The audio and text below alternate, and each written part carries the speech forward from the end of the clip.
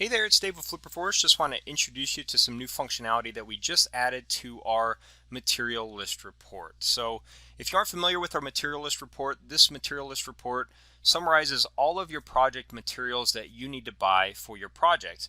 And this information on this material list report is based upon the repair items and materials that you pick over on the Repair Estimator tool. And so if you haven't seen yet, you can actually pick your material SKUs and assign material SKUs directly to repair items in your estimate. So you can see we've got some steel entry doors here, and it is a Steves & Sons steel entry door with a door light. We've got our French patio door picked out, and you can pick those materials from your material catalog that you can set up in your account.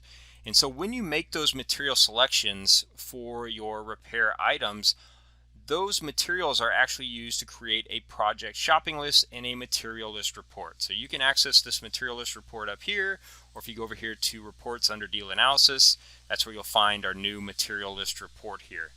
And again, this report has a summary of all of your project materials that you've picked out for your project.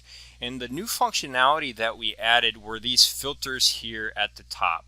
So you can see we've got a new filter to filter your report by materials that have been selected or not. You can filter your report by materials that have been purchased versus not purchased, so that way you can easily figure out which materials you still need to purchase on your project. You can also sort your report by your suppliers. So if you're buying materials from Home Depot and maybe Lowe's and Amazon, you've got multiple suppliers where you're going to be buying materials. You'll be able to filter this report by the different suppliers that you're going to be buying materials from, and you'll be able to sort your report by the responsibility. So maybe you're buying the materials yourself, or you've got a contractor buying materials. You'll be able to sort it by the responsibility as well. So let's dive into this a little bit deeper here. You'll notice the first thing you might notice is this new purchased column. And so in this purchase column, you can use this to manage the materials that you've purchased versus not purchased. So let's say that we went to Home Depot and we bought some of this stuff here. We bought the garage door when we bought the mailbox. We also went through and we already checked off some of these door materials that we've already purchased. Let's say that now that we're done purchasing those materials, we only want to see the materials that we haven't purchased. So going forward, we just need a running list of stuff that we still need to buy. We're going to use this purchased filter to say, I want to see all the materials that we have not purchased yet. And so now that we filter it by that, it's going to show us a list of all of the materials that we haven't purchased yet. So now we've got a running list of everything we still need to buy for the project.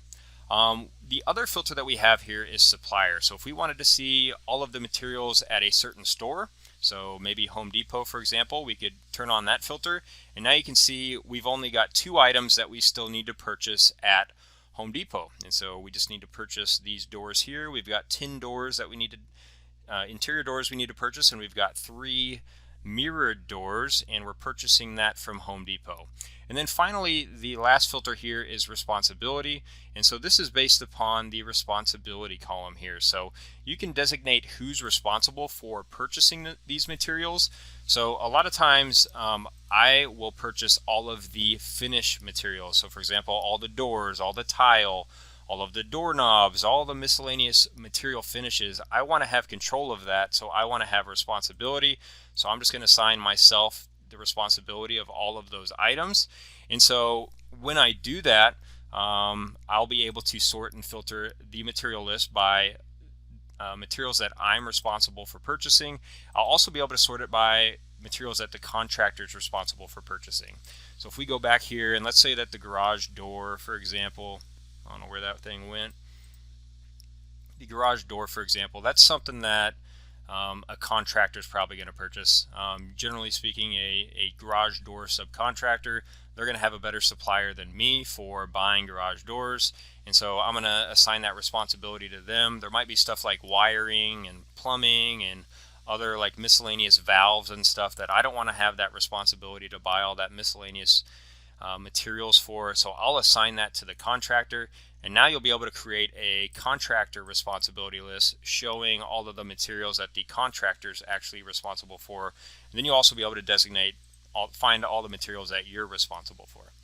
And so those are the new filters that we added. I think the last one I didn't focus on was this selection. So this is all based upon materials that have a material SKU selected versus no material selected. So you can see some of these materials in here we haven't even, if we go back up,